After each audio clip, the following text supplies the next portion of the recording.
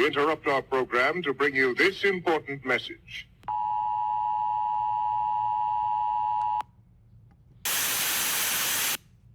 I'm back.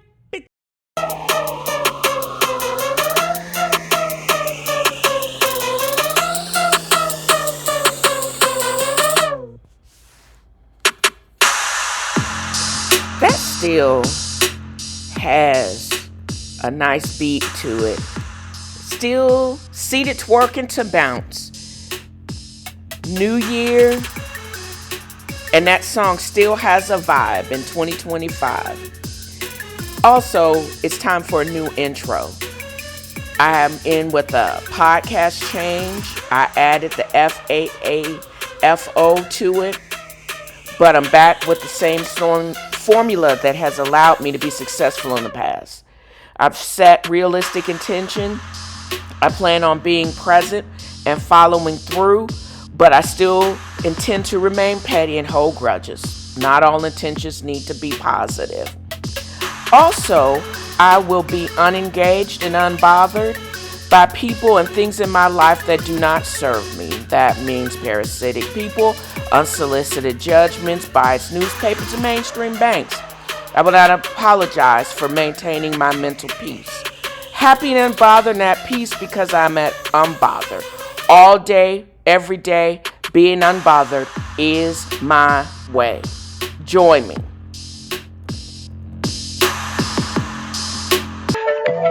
Butterfly in the sky, I can go twice as high. So take a look, it's in a book, a reading rainbow.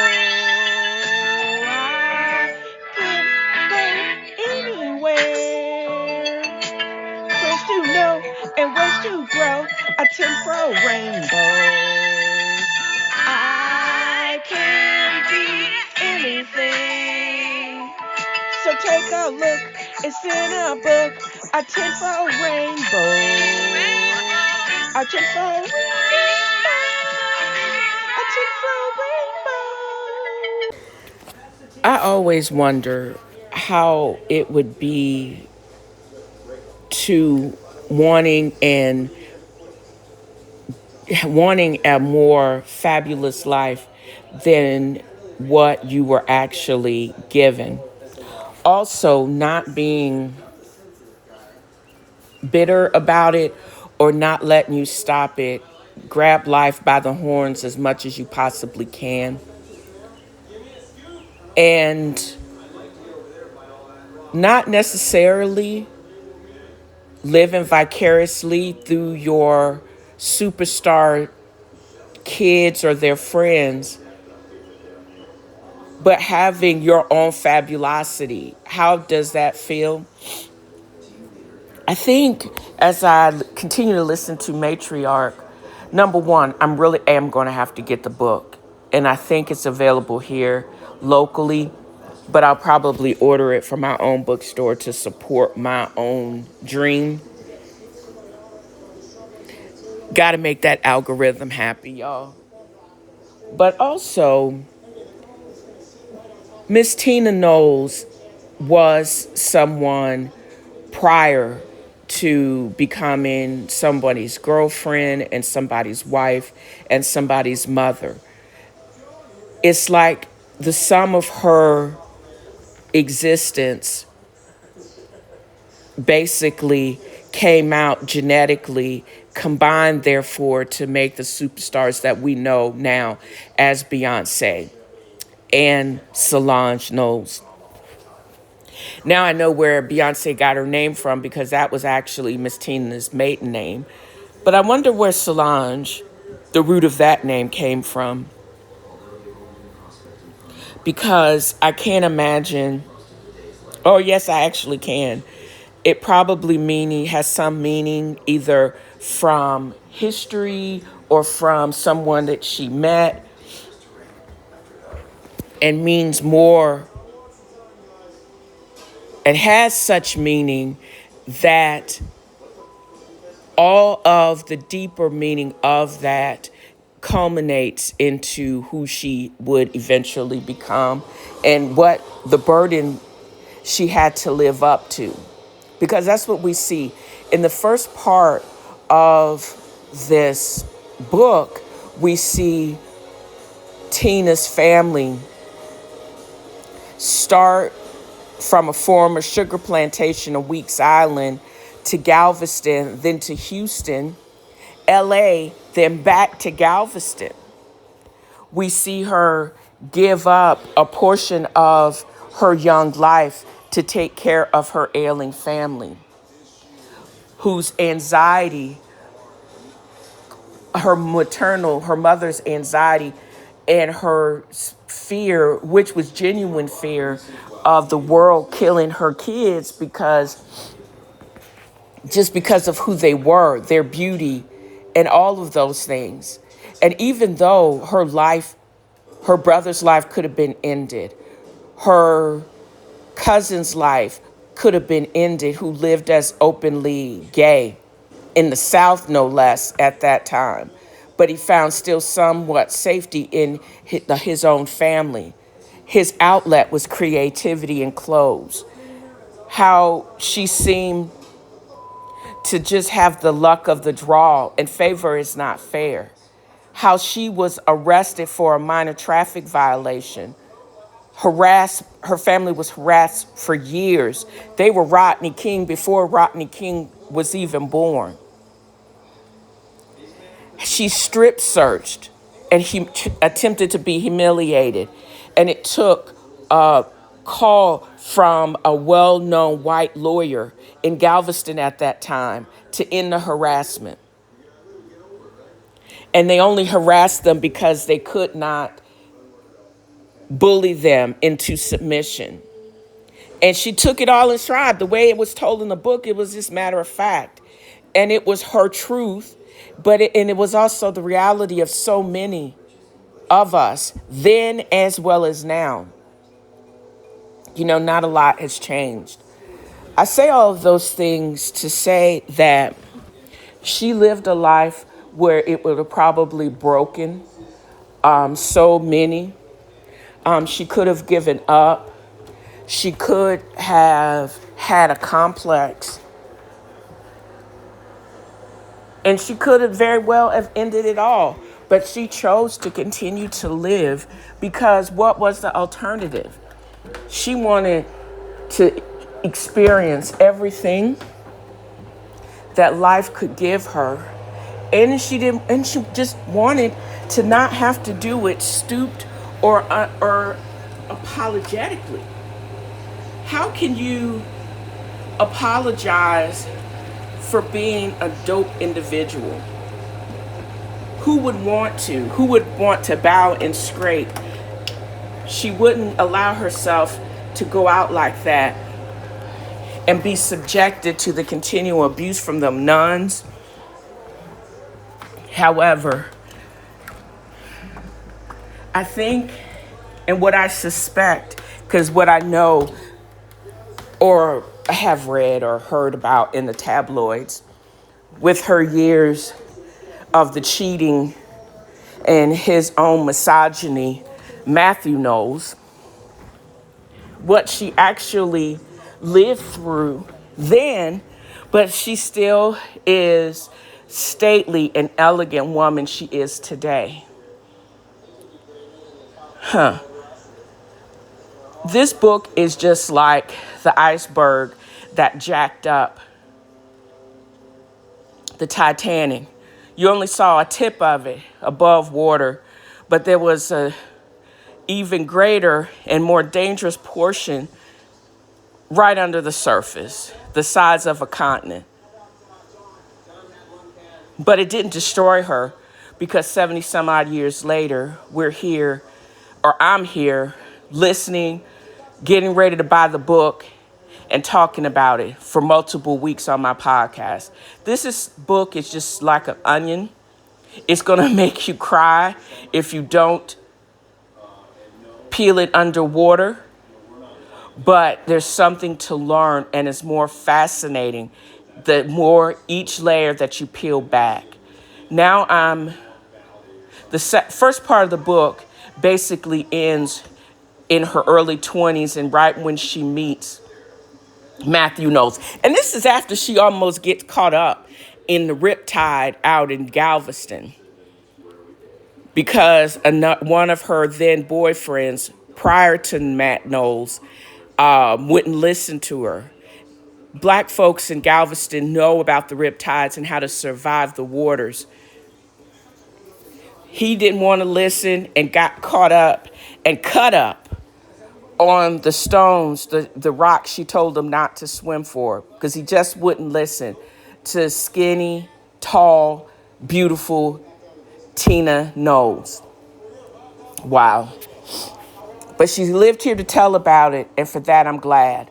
Entertaining, also very informative, and also uplifting, because again, she went through a whole bunch of things that would have broken anybody. But little bit bruised, not broken, and here to give you a fabulous wash, blowout. You can actually write entire executive orders trying to silence or disrupt Harvard. You can actually send text and tweets to bully Harvard into submission. You can have your illiterate sounding or writing Secretary of Education write what she thought was a firmly worded threat to Harvard to become as racist and backwards thinking as this conservative fascist majority. But you fail to remember or recognize the $1 billion endowment for this elite university financed by heads of state internationally. And you don't think that not using at least AI or Grammarly, which is AI driven, to write a letter that somebody is not going to get a hold of this letter and be just as petty and then post it online. I don't know if it was somebody from Harvard's administration, one of the TAs, or probably one of these gangster, no, I don't have anything to lose millennials that's really tired of your BS and if you want the smoke, they gonna give it to you. And how embarrassing that is to have a letter from the Secretary of Education with red ink all over, correcting everything and making suggestions in the margin like you are the dumbass that you are coming off as. If you're going to do the bidding of a dumbass, you're going to be accused of doing dumbass things, and it's going to be shown online because that's the digital world that we live in. And also, remember your place. You barely got an education, a GED, and you going up against Harvard and send them some nonsense? Girl, bye. Shut up and get out of our face. Money can't buy you class, but it can sure buy you spell check. Girl, use it. Pettylujah.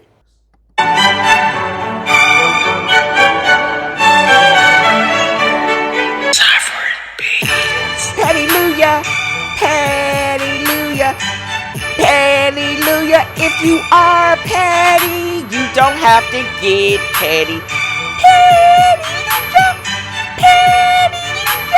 If you are petty, you don't have to get petty.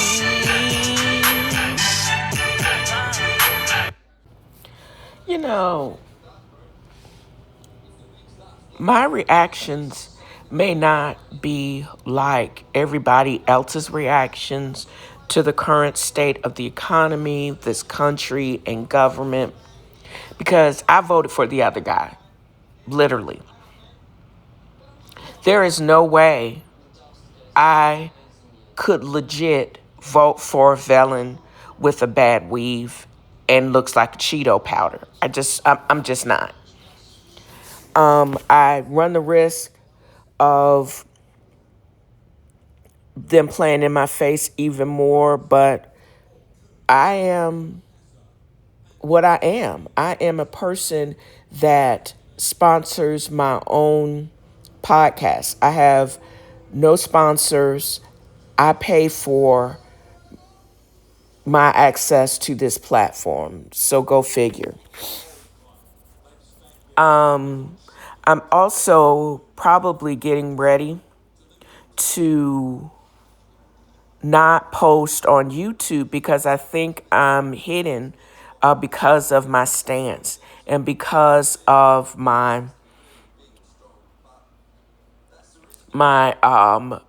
just even the title of what I actually have said. And I really don't care. I'm kind of over Google anyways. How can you rename a whole body of water? It doesn't show up like that on the World Atlas. And you're confusing already partially illiterate kids in the United States. Dumb. I'm mad at both Google Maps, Apple, and the stupid maps. Y'all talking me to death. I don't get it. You capitulated to a fool. So, with that said, I can only govern my own reactions to things.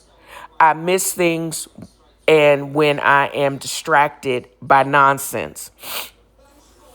So every time you come at me with some other stupidity, I'm not going to be able to listen to you. And I only listen to what I actually care to listen to, if it makes sense. And a lot of what's going on now doesn't make any sense. For example, I'm not going to get really bent out of shape because they've been blaming a lot of things on DEI, even though we're the least amount of people, African Americans that are affected by it. Mostly it's white women and others. But go figure.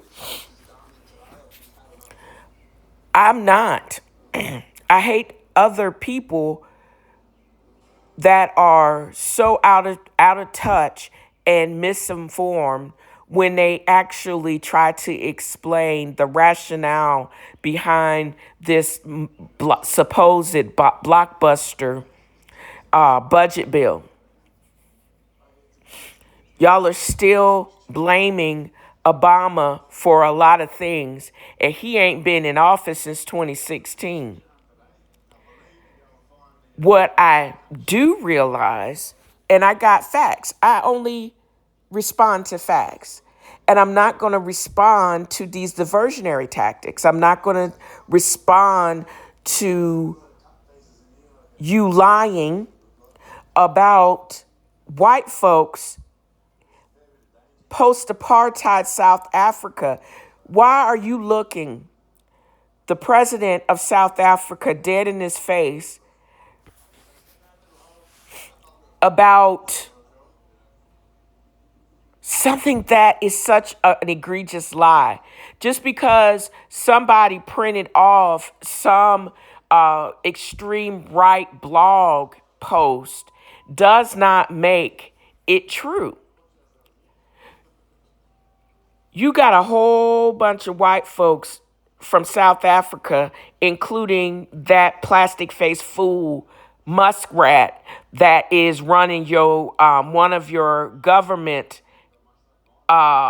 think tanks and dogging it up. But they're over here completely illegally. You're basically deporting Americans illegally, but you're accepting these white refugees off of a lie. No, they're not being persecuted. They're lying. What is actually happening is they may be victims of some very violent crimes, but they don't get a pass because they're white. No, there is no such thing as reverse apartheid. There is no such thing as like murder with pogroms running y'all up out of there. They're not stooping to the level that apartheid, which is Jim Crow on crack, did to us down in South Africa. No, we're not doing that egregious thing, but they are lying. And don't play in this international leader's face, because he looked at you like we look at you, like you damn crazy. What you're trying to do is deflect from the fact that your policy, that we are deeper and deeper in debt.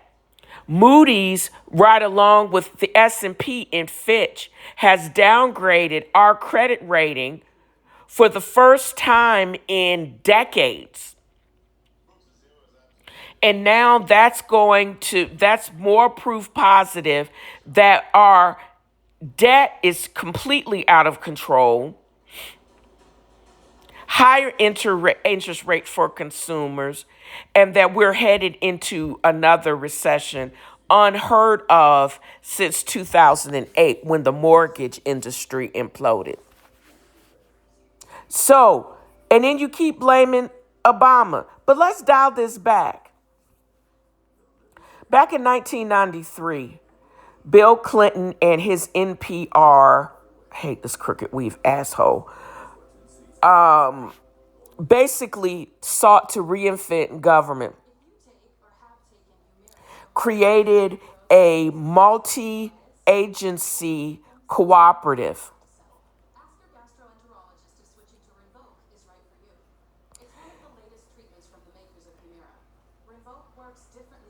They removed red tape, streamlined federal bureaucracy, and truly did cut waste.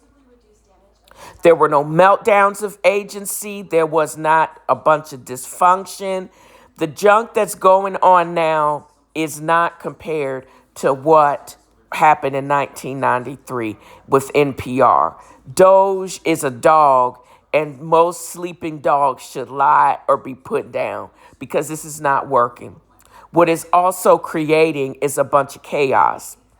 Y'all trying to pass a $1 trillion bill for what? And also at the same time, you're trying to crash the value of the dollar. Again, for what? And also you threaten more tariffs because Europe is not going to play ball for what?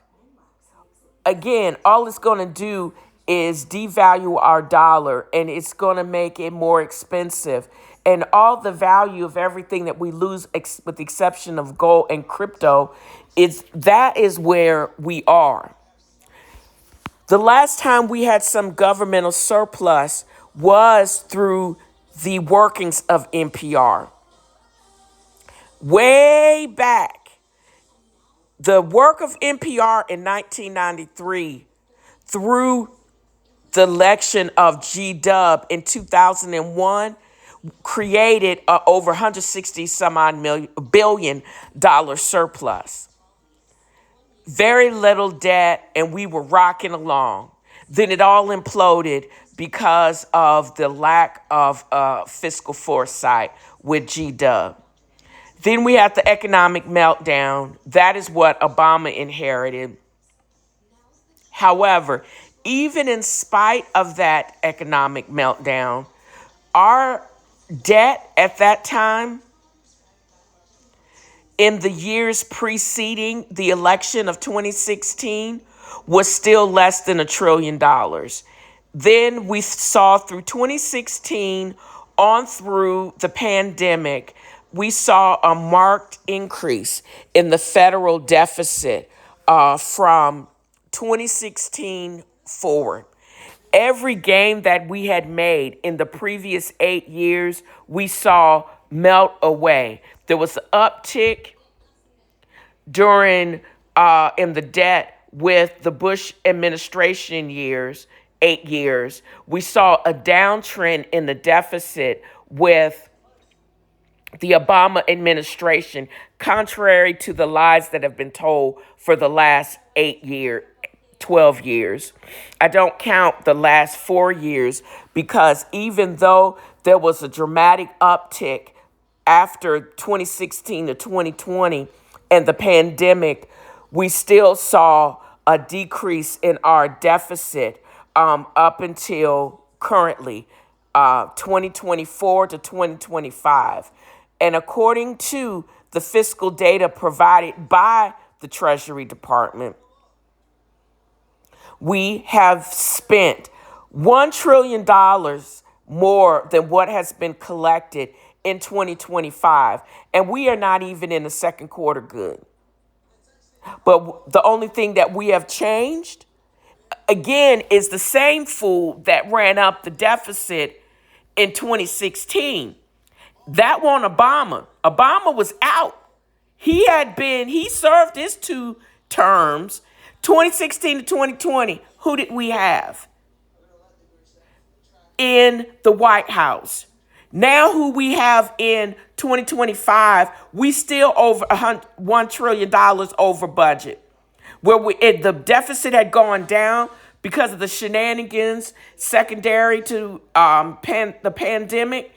We saw a dip and now a dramatic rise. How you basically spend $1 trillion more than what you make? Where they do that at, except for Trump Industries? So now y'all are going to let this fool bankrupt. He's worth $5 billion, but all of his companies have gone bankrupt that bear his name. So you want this same fool to run our country bankrupt like he did. He gonna walk away with illegal gotten gains. And anybody that follows him, the top 2%, tax cuts, meme coins, trying to do some trickery with the stock market. Yeah, that's what's going on now. Basically canceling government contracts and giving those same lucrative contracts to your boys. Yeah, this is what's going on now. So y'all, this is what you voted for. I didn't vote for it. But the data says different than what the lies and diversion and shenanigans are going. All I can do is basically quote the facts. And if you can't stand the facts, then you don't need to listen to me. The fact is, 3 Democratic regimes.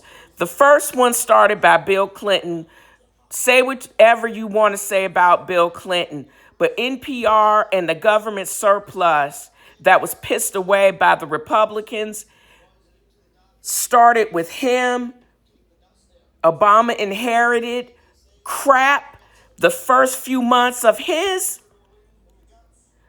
presidency. He had to deal with the implosion of the economy, handled it well. We went back to having less deficit, but nobody got ran up out of Medicaid and Medicare to do it and got cut. You don't have to do that. You still can take care of your people, still have a functioning government without cutting yourself at the knees. That's why I can't stand with his sycophants. Again, out of touch and ill-informed. Mehmet Oz looked right dead in the camera and basically said, those states that did not expand Medicaid will get rewarded with higher payments because they didn't expand. So what are they going to do with that money? Are they going to divert it? Because not only did some of these states not expand Medicaid, Medicare, they actually kicked a lot of people off the Medicaid, Medicare, and CHIP rolls. So you need to get your facts. You basically are not telling the whole truth. You can give higher payments to whom? And not spend any money because they didn't expand Medicaid, Medicare. which affects your constituents disproportionately, but you kicked a whole bunch of people off. So and then nobody takes that insurance. So again, there is going to be no benefit. There's no benefit. It's a sum zero. There's a net zero in that nonsense. You're not going to spend money because there's no money to be spent on whom. All that's going to go up is indigent care that nobody is going to pay for. You're going to have this tremendous debt, bunch of sick people that defer care. So what are you talking about as you sit and talk from your house from Beverly Hills? You have no idea what you're talking about. So you need to hush your mouth and have many seats. So every time I am going to only point out the facts of what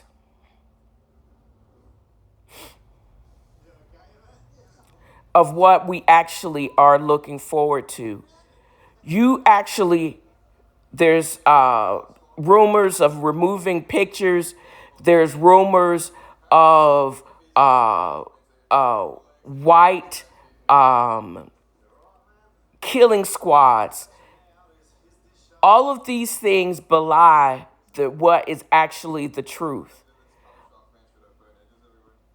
You're trying to basically penalize people for being poor, for not having commercial insurance, and you're doing nothing to support the least of us.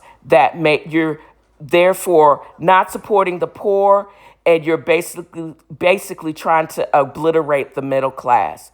Those are truths. What also is the truth is the national deficit was 8.3 trillion, which I think is a ridiculous number to have as a national deficit.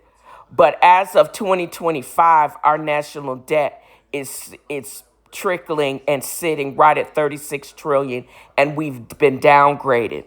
We've seen upticks on the national debt twice in the last 12 years, both times during a Republican administration. I'm just saying. I'm also saying every time I can't stop a multi-million-dollar parade for a felon, liar, draft dodger, but I can kick the truth and continue to be as petty as both Canada and China. Just remembering the one that you basically put your mouth on, President Obama, the only reason why you pick on the least of them is because you think you're armed with lies and you are basically catering to the racist constituency. But all of your policies continue to hurt that constituency that continue to believe and listen to your lives as if they were true.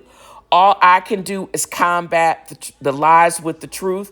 And the truth was, yes, we were in a better position prior to 2016. The nonsense that's going on now obliterated all the gains for the prior 20 years. And this is what we're left with. And I will continue to point out that truth.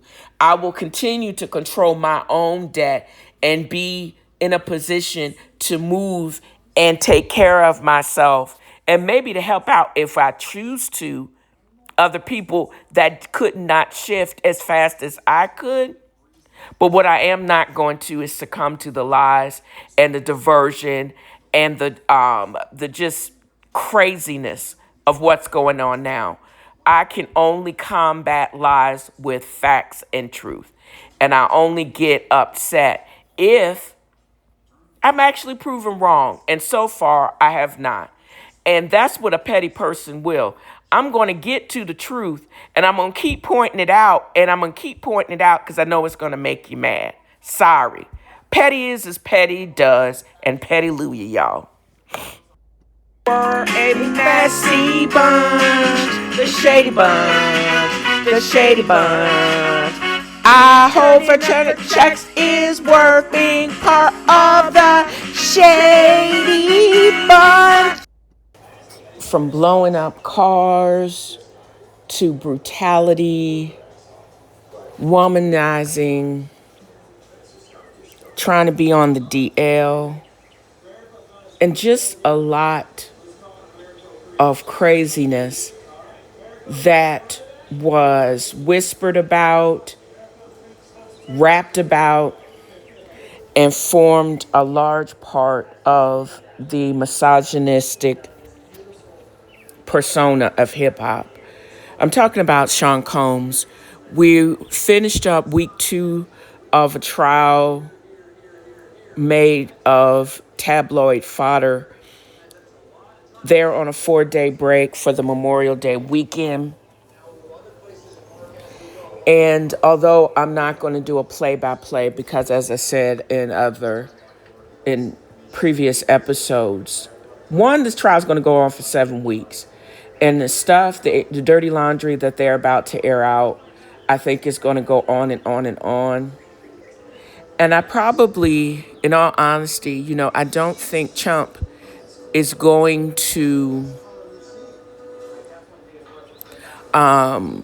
swoop in and pardon this guy, because I'm sure he is entertained by this, because this can be used as another diversionary tactics from the fuckery that's going on in DC. I didn't realize until I basically hit save. I record, or this week I'm recording most of the podcasts in segments on the taping or recording function, audio recording function on my phone. And each section, because my sister called me in between recording this segment of the podcast prior. I was going to name this Combs versus the U.S. Part 2, but in reality, it basically is Combs versus, it's not just United States, but it really is us. Because the 30 years that spans his career, he and everybody he emulated, from the likes of, what's his name, the Suge Knight, and a lot of the other bad boys, even Clive Davis. The reality, and that's Ethel trying to bark her way onto starring role in the podcast, but he embodied the misogyny that was known and tolerated through hip hop. He was allowed to operate with impunity, even though we knew of the shenanigans. We knew of people getting beat down and yelled at and treated horribly. Artists treated horribly and cheated out of their royalties. Everybody knew that, and they tolerated it because that's what they thought was the cost of doing business with Sean Combs. Kid Cudi had a lucrative career, but when he decided to have a relationship with Cassie, who in all due respect, she really was a side piece, and that came out during the trial. His car was blown up. Shine lost his freedom and was kicked out of the U.S., was deported, messing with Sean Combs. what was this is so stupid. That is one of the reasons why, until she went to her grave, Biggie's mama, one of the biggest stars, hated Sean Combs because of what he did to her son and a lot of the rumors. That's why they said Biggie never got his eye fixed, because he had to keep one eye on the game and one eye on Diddy. One of the rappers ended up basically camping out and leaving society, a producer, because dealing with Diddy in fear of retribution. One of the rappers, they used to clean cut. He was a nice looking young man. Has nothing to do with the game anymore. Has nothing to do with Combs anymore. Mary J. Blige. Anybody that we know of was once his artist. Basically, that was who was Bad Boy and made Bad Boy records. None of them have come into support. They're not sitting in the gallery. They're not talking about him in a positive manner online. It's just quiet, eerily quiet, because nobody wants to be caught up in the fuckery that was Sean. I look at the toxic masculinity. I had written this in my notes. How Puff idolized Suge Knight. And how we believe both of them plotted for the others, the death of their most popular stars for whatever reason. The brutality was known by groups like Danity Kane, but only one of those girls was brave enough to come forward, Dawn Richard. She witnessed Cassie's brutality, and those girls were probably also treated like crap. I didn't know Dee Woods, and I vaguely remember her. I did not know that she was a member, but had left Danity Kane back in 2014. But Dee Woods, I vaguely remember from an episode of Real Housewives of Atlanta, and her and Kandi Burruss went, and it's not B Woods, because I think that is the blogger, but Dee Woods actually was in that group Danity Kane, and her and Kandi went to the same performing arts school in Atlanta. I wonder what she knew. Shit, I wonder what Kandi Burruss knows. She's been in the game for 30 years. She knows the group. I don't believe, I would hope her mom would have protected her with his rat-looking self, Jermaine Dupri. But I wonder if they knew of and saw and were even subjected to some of the treatment known in hip-hop at that time, and how they survived and how further they would have gotten.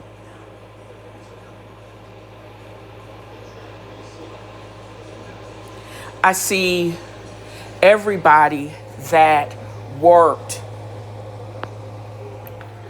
for Diddy, from Paul, from George Kaplan, one of the his longtime assistants.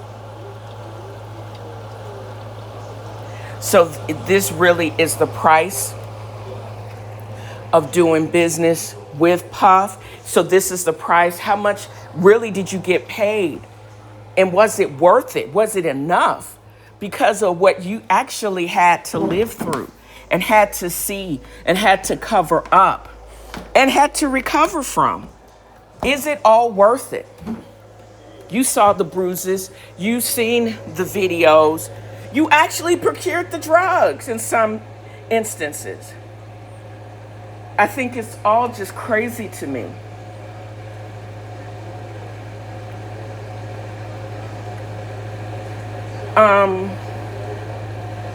And also the doubt that the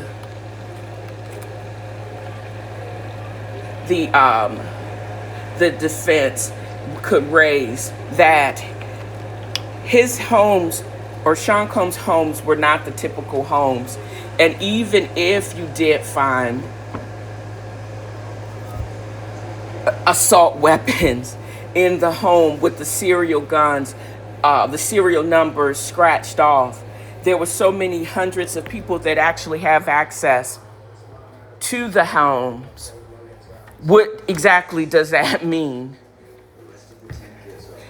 It could have belonged to anybody because, again, illegally the serial numbers were scratched off. But I would go further to say, if you would find 10 to 12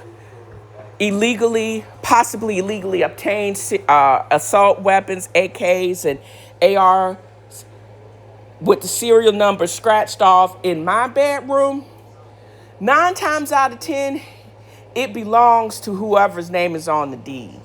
And in this case, his homes in California and in Florida, in Miami, had such trinkets. All the Astro Glide and the baby oil.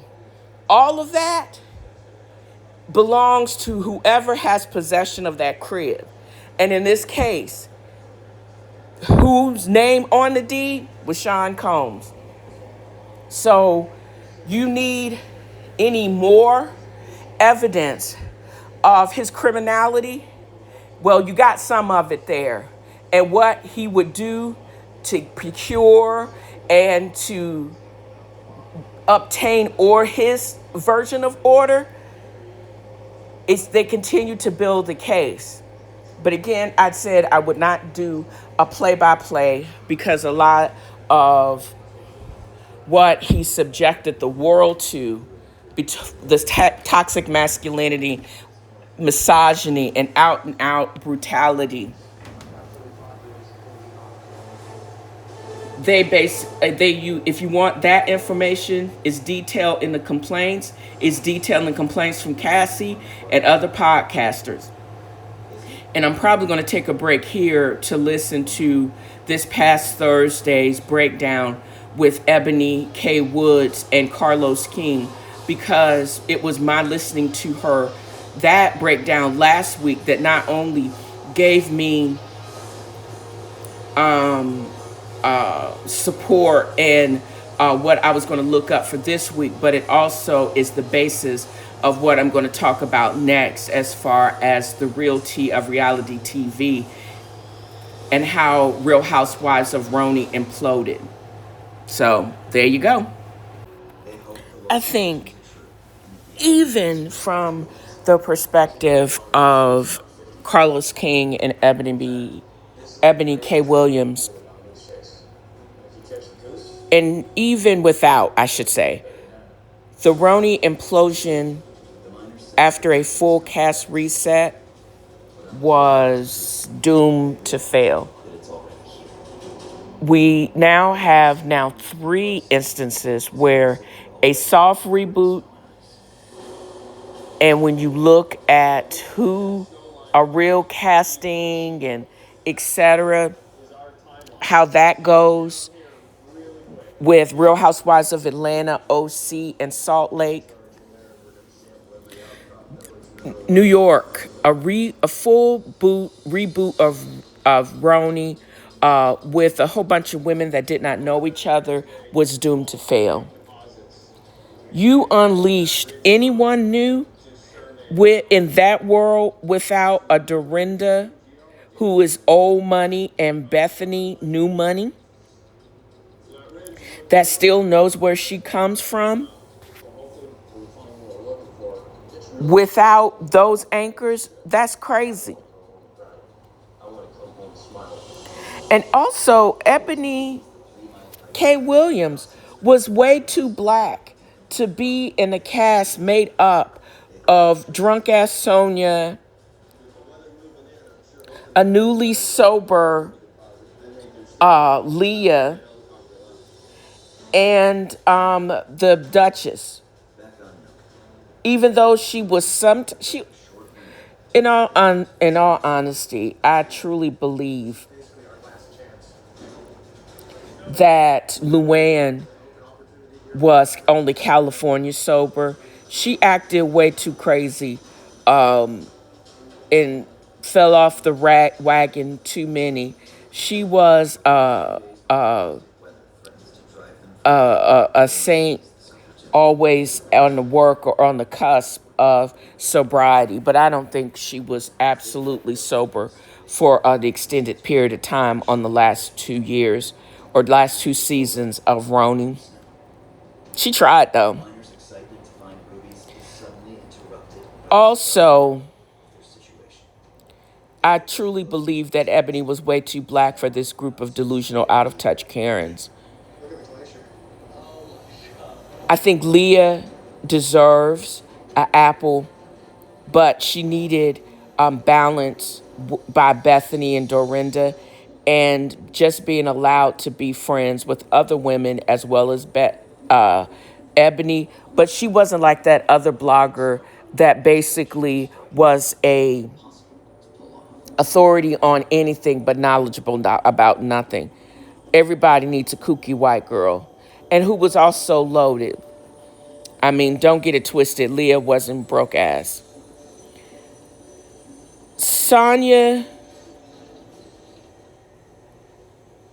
is trying, but unless she was partially or California sober and she was willing to go to those meetings, she's at least teachable. I don't know about this Bershawn Shaw. She should remain a friend of. I think her story is compelling enough, being a survivor of advanced cancer. But she's on some Ayanla Fix My Life kind of ish. But she's completely untrained and absolutely crazy. So that's why I think she needed to be in the friend zone. Also, Luann, without the Dorindas and other people keeping her in check, I don't think she does not understand because she's still so out of touch. Just because she used to go to parties in Harlem, she still can be a Karen because she's still going to point out her privilege and why you need to apologize to her because she gets offended when her lack of status and lack of education in somebody that has hard earned their positions outside, that didn't have to get married to get some type of title. I mean, you only did finishing school. You don't have 2 degrees. You don't have a home that you bought and refinished in Harlem in your own name outside of divorce settlement. So have a seat. Also,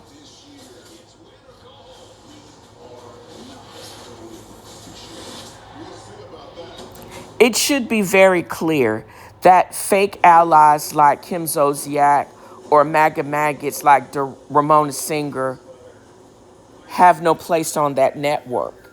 They're not salvageable. They're hateful, stupid Karens, and they need to go away. I don't think there's a spot for Ramona Singer. I think she's too aligned and too satisfied with being stupid and a Karen.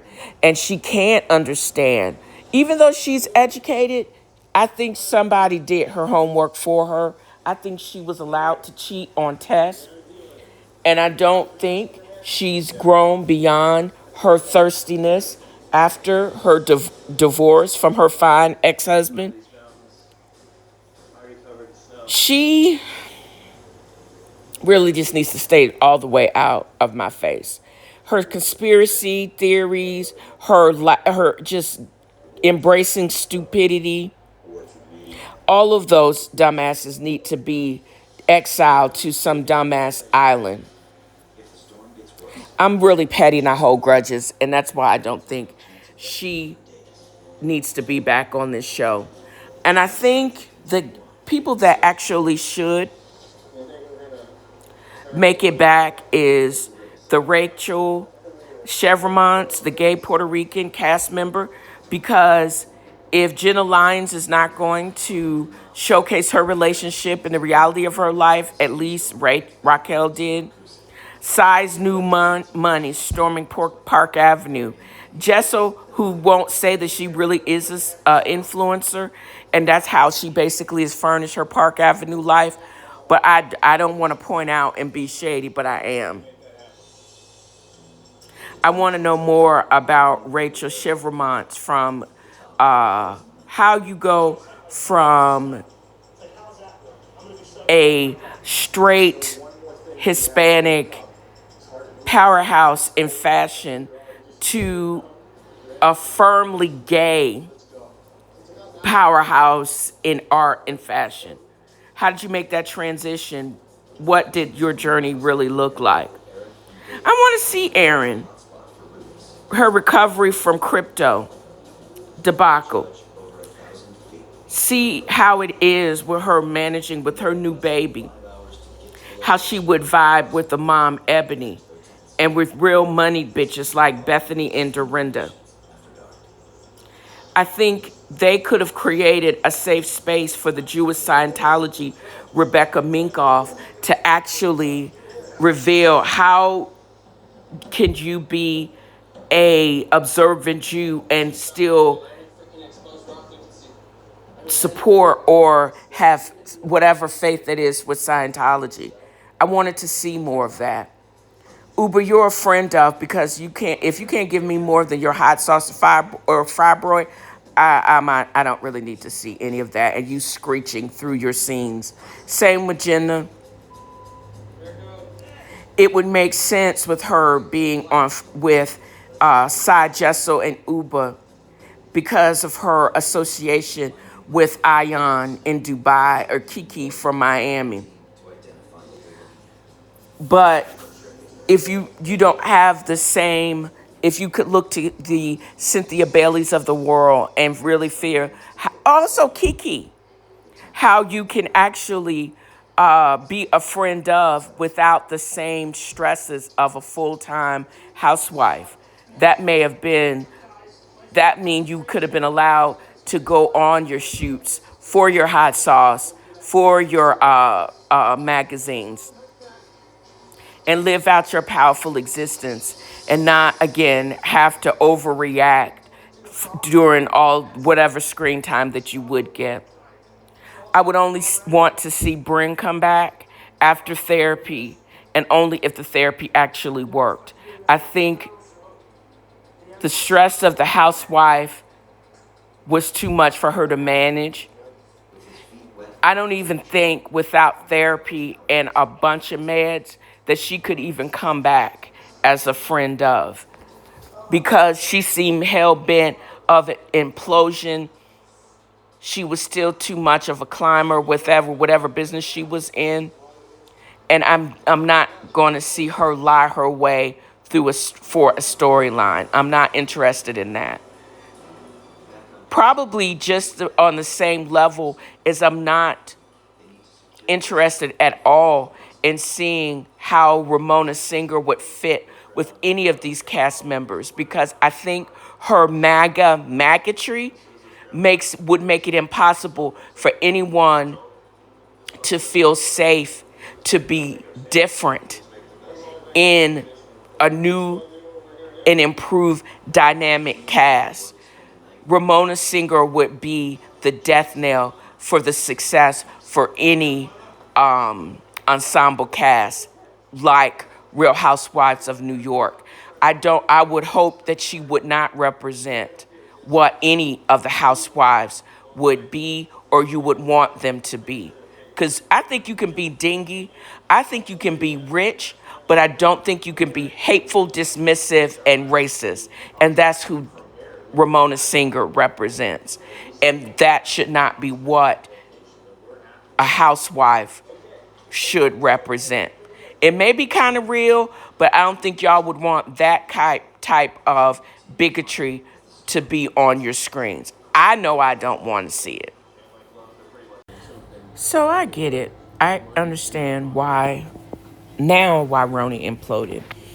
As I mentioned in previous section, I listened to last week's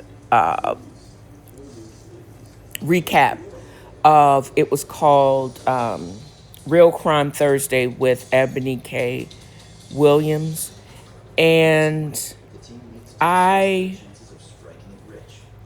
decided then that I was going to take a deeper dive into the Real Housewives series. I don't think I wrote this last week sometime, but I don't think I actually, I hope I didn't talk about it or if this is like a recap of that. But on last week's Real Housewives of Atlanta, I don't think I'm off tomorrow, and as well as everybody in my company, but it's Memorial Day. I may stay up and watch this week's Real Housewives of Atlanta and may do my own recap of it while it's fresh, because I don't have to go to work tomorrow. Actually, the only thing I have to do tomorrow is wait for the pool guy from Imperial to come, Blue Pool, Imperial, I think, or Imperial Blue Pool, to come by and finish cleaning up my pool. In less than 24 hours, it's gone from green to blue, cloudy, but not green anymore. Former home of frogs. I'm all over it. And mosquitoes, child, because it pool that is not the right pH and is overgrown with algae, frogs, and evidently mosquitoes love that. But if you shock the hell out of it, it's going down. And of course, if you turn the pump on and it don't plug up, leaves its prime, it'll get all that crap out. So I'm looking forward to probably taking my first swim of the year. And then going forward, I'm going to plan on winterizing it from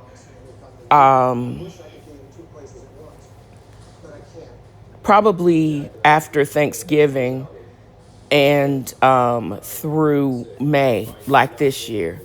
I'm excited about that. And I'm also excited about not accepting crap service from other pool service providers or anybody else. You just have to do your due diligence to look into who provides the service that you need and if somebody is honest and would recommend them. So there you go. Anthony and his crew, y'all are the bomb. And I'm excited about this new journey. But getting back to the tea on the Real Housewives. Look, Charles Oakley, I think, is probably one of the funniest individuals. How grumpy. He's like a grumpy old man. He's like a gray, fine man, too. I like his hair. Angela is stunning. And looking directly at her, and also her mama, oh my God. The shady apple doesn't fall from the big-ass shady tree, because LaMargaret, Angela Oakley's mama, is shady AF. I just think that. But I'm here for her. I'm going to need to see more of her. And also, Charles, if you're going to be grumpy, don't be... I think he's like that all the time. And he ain't going to put on for the cameras. He don't care. And plus, he ain't getting paid. From what I understand, unless Angela's breaking him off like Cynthia used to do Peter. But who knows? Speaking of Cynthia Bailey, looking directly at her and even short hair, 1993 Candy Burris, that's an exercise. We're talking about Black Barbie beauty. And that's what makes me so sad that we couldn't see her, Kenya Moore, and Shamia all in the same frame, because I don't think America is ready for that kind of beauty. And very natural beauty. I mean, there's a whole spirit with Shamia that I don't think the world is ready for, and definitely fake-ass Portia Williams was not. And when she basically was begging Portia, the Portia that is not on the camera, I don't think Portia had the bandwidth or the emotional IQ to be able to do that, because she, unlike Shamia, who mother, talented, in a great marriage, has a great career outside of Real Housewives, this is all Portia has. And she can't afford to look crazy, but she still looks crazy. And I don't think Shamia won't break the silence, but I wonder what happened between Miss Diane and Shamia's mom.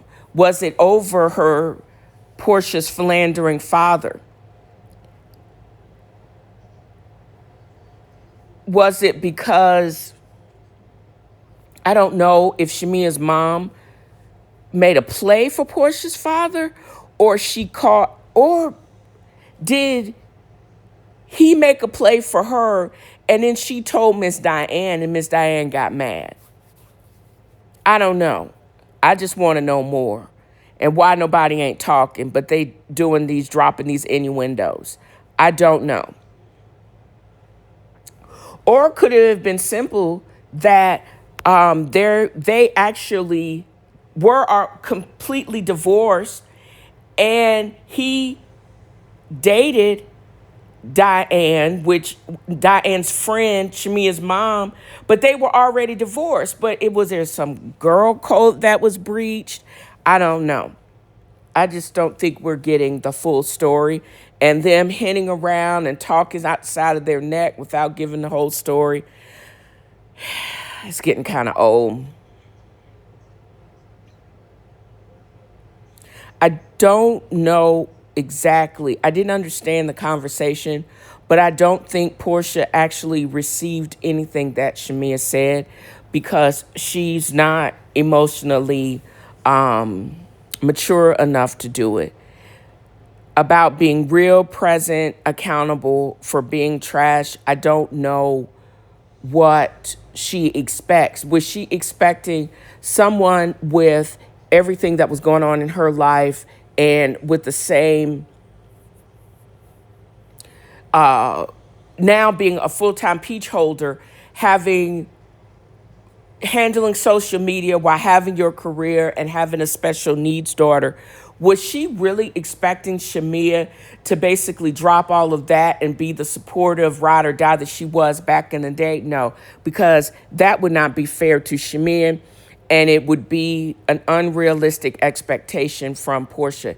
That's why I honestly believe that, I don't know really, because I don't know these people, if their friendship is over, definitely strained, because it seems like one friend, Shamia, wants Portia to be accountable in her ish. Yes, Portia's gone through a horrible divorce. Simon ain't shit. He ain't doing shit. And this is Portia's main meal ticket. But she cannot expect, again, another full-time peach holder, dynamic, beautiful African-American woman to diminish herself so Portia can outshine everybody, because she had her chance. And her moment was, she was supposed to showcase, and then maybe this is me being also super petty, but the fabulous Portia Williams we were supposed to get with the African Prince is not what we are and can get, because her husband has been exposed as a fraud and he may be getting deported. And the fabulous house that she has, she can't even show because his name is actually on the deed. If I would feel some kind of way if that is what I was supposed to present, but in reality, my sidekick friend has the strong relationship, fabulous house, paid for, got a gift, a $430,000 car because this child just turned 43. That was supposed to have been, she's showcasing, Shamia really is showcasing the life that Portia was supposed to showcase. And instead of her seemingly, now the roles are flipped and she's going through her thing. Now she's coming off as a petter, bitter, jealous friend. Even with the weaves, even with the doe eyes, the big booty, she's still, from a materialistic standpoint, Shamia really is showcasing everything that Portia wants or wanted you to showcase. But instead of her presenting and being supportive of that and hyping her up, she's getting places 2 and 3 hours late. She's basically denying her friend's talent. And she's basically dismissing how it would really feel, that the realization of Shamia went from a very toxic and abusive relationship to a beautiful decades-long relationship with a true Kenyan African prince who basically by his own bootstraps, from what I understand, is like a very HVAC installation, is getting this brother paid and is giving them a fashionable life. They don't even have a street name. They got, their house is actually has a whole name for their actual dwelling. And what Portia's coming off to me, instead of supporting her friend because their fortunes were changed, she's coming off as petty and vindictive. And she's also showing just how petty and vindictive she was. Because what I probably would have should have happened in her mind is they were supposed to have been showcasing both their fabulosity and dual. And now she's mad because Shamia actually is, and Portia can't. So now she's throwing shade and doing these pettiness and not accepting, because she's going through something, but all of them are going through something. This could have been her, if now that they couldn't celebrate on that same level together, why couldn't she just have been the cheerleader? And it's saying, woe is me, diminish yourself so the little bit that I do have should shine. No. Nobody should do that. Real friends don't do that. And now she's showing herself to be the petty, immature, mean girl that she actually is. And with Phaedra coming back, I wonder if freaking F.A.A.F.O are going to compound the mean girl-ness of it all. I think it's sad. And I did mention on the last week's episode about Ebony K. Williams, and I did not realize until I had to go back and look at what that all meant. I also am going to pause here and give that its own section, because, and that's why I'm glad I actually took the opportunity to go ahead and start recording this week's episode, because it's getting longer and longer. The more information or the more shows that I look at and then I come up with a lot of my take on these shows, the longer the episodes are. And I think my sweet spot's right around an hour, hour and 15. But this episode is getting to be dragged on and on. But I'm still thinking that this week's episode, because Phaedra's supposed to come back, is going to be a monumental episode that I'm going to have to basically record and look at how everybody else comes to term and takes on Phaedra coming back. And if she's coming to play or she's just coming to look good and twerk with Portia, I don't know. This is one time that I'm actually really happy that I did stay up to watch Real Housewives of Atlanta. And then I got the opportunity to rewatch it today because there were parts of it that I missed. And this section really is a buffet of foolishness.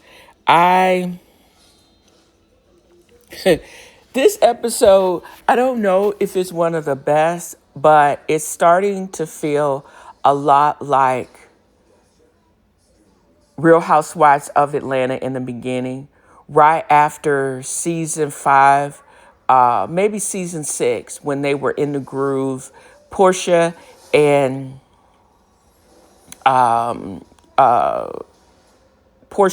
what's her name, Kenya Moore, had just come on the show, been established as full-time peach holders, and the shade was real. And now this episode ended with phony Phaedra Parks coming back.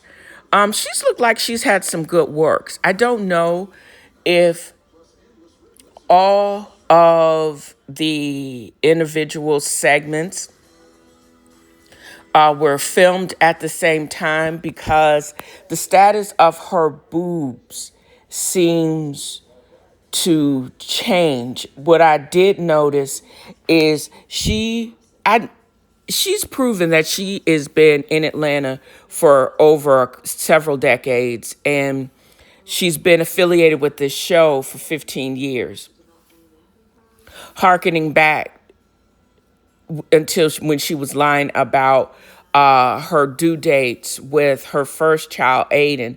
So I think she really has established herself as an OG, but it's just that I don't know if it's push-up. I don't know if she had them done towards the end, and that's when they actually, or the beginning, and then she had them done. I don't know. I don't know if it's push-up bra or what. It just seems weird where her boobs end up. She goes from square, flat-chested boy to SpongeBob SquarePants. It's just really weird. And I don't know if the rest of the audience has actually picked up on it. But anyways, that Brit Edie event was half-assed and cheesy. But it's Brit Edie. That's what I expect. I don't even know why she would actually have it at the country club, because I did not get. Her home was not given off of the country club. What it was, I don't even think she was a member. And Kelly pointed that out. You know, neighbors act like they don't even know you, because they don't. She's not a member. Girl's not a member. And it was given, the event planner came late. Nothing was set up. She didn't follow instructions. It was giving lack of payment, or Britt was expecting all this glamour, but she didn't want to come up off the cash. And yes, shapewear or retention wear does come in handy, especially on a golf course. When you wear pants, and even with some type of short skirts and stuff that you wear playing golf, the compression wear is great if you're going to be on your feet and walk in between holes, especially if you have lower back pain. So it does make sense if you have some good retention wear. So she couldn't even pull that off because she's not the sharpest tack in the box. So how can you have an event and you expect the people that you actually invited just to stand around and watch and to look and to celebrate you for what? So there were props, and they didn't even get a snack. Girl, bye. And it was just like Portia said, oh, tragic. It was funny. Their faces were broke, and I would have been mad too, because I would have been hangry. It was rainy, and you couldn't even have me some chicken and waffles from Nana's. Girl, bye. Also, you give one little raggedy shapewear. And like Shamia said, no tissue paper. You give Portia small and fine Angela Oakley large, extra large. Who does that? You know, Portia's pinky toe can't even fit in that little retention wear. And with that big butt, girl, bye. Again, girl, bye. Drew is coming off really shady as hell, but her wigs and style are this. Her stylist is doing some wonderful things with that plain Jane, and I'm sorry to say that because her wigs were given out seasons past. She seemed to have pulled it together, or she just upped her styling budget, and I guess she really has to because she's trying to take the world by storm and to be the entertainer that she is. The event itself was actually very poorly executed. There was a couple of things that also seemed performative to me. Portia house shopping, and we know the status of she actually owns this home with Simon, but she's trying to evict his house. She's not having an upstairs downstairs thing like Drew and Ralph. And also Britt Eady, that having the event at the golf club, her and her husband's Kiki in the bathroom that looked like it was a hotel because I don't think that was their house. All of it was very performative. The only person that seemed to have it like that is Phaedra and Shamia. Kelly is going to get it like that. Angela's having some struggles and she's been realistic, and everything that we've seen from her so far has been, even with old cranky pants, Charles Oakley has at least been real. And she's clawing herself back out of this cesspool of debt. And I'm here to see how it all works itself out. But the Portias of it all, and her still beefing with Drew and the Dennis of it all, I don't know. It's just giving sour grapes, and it's also giving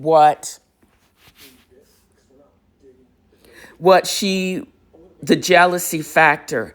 I don't think, and maybe that has something to also, I keep coming back to this, and I'm sorry, it keep coming back to, if we're best friends and I'm supposed to be the top bitch, why you should be able to dim your light so I can shine. But why do you have to do that if y'all are real friends? And that's why she's with like a dog with a bone. That's why Shamia is actually, she's giving Shamia such a hard time, and she's relegating her to friend of when she's definitely nowhere. She is that girl. And she feels comfortable in the shade and someone that allows her to be the mean girl of it all. And fun. That's why she's leaning back towards phony F.A.A.F.O. And even in spite of what Phaedra did, she's still okay with hanging out with her and smiling in her face, as long as they keep it surface, because that's all she can. She only has the bandwidth for surface, but deep, meaningful, and support. Yeah, that's not her wheelhouse, I don't think. But she can't top that. Shamia's that girl, and Shamia is crazy. She said she forgot who she was beefing with when she did that interview on 103. And she is so hilariously funny. She got Drew all the way together.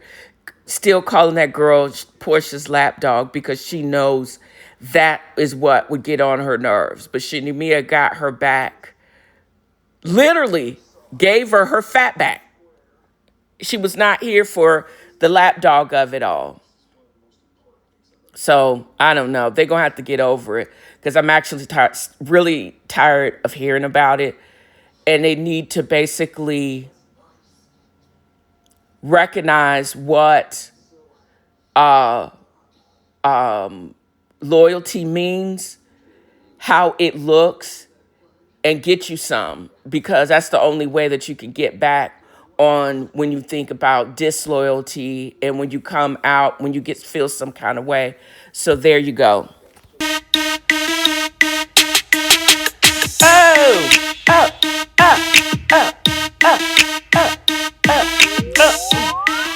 you can take the girl out of the hood, but you can't take hood music out the girl. But I'm going to end this with a word, just as I started this podcast. Do or do not do. There is no try. And that's a word from Yoda. I hope I have conveyed just how much fun I have had in creating this podcast. I've got my mojo back. Just set your intention or reset your intention. It could be daily if necessary. Mine is peace. No mental dumping over here. If I'm acting like I'm not listening, I'm probably not. I'm not your therapist. I'm not a therapist. Keep the crazy to yourself, child. You do you and leave me be. The sooner you figure that ish out, the happier you will be. So this is what I want to convey in this podcast. And that wraps another of F.A.A.F.O has a fro. Join me next time as I throw shade and point out the shade and simply have fun. Y'all have a great new year.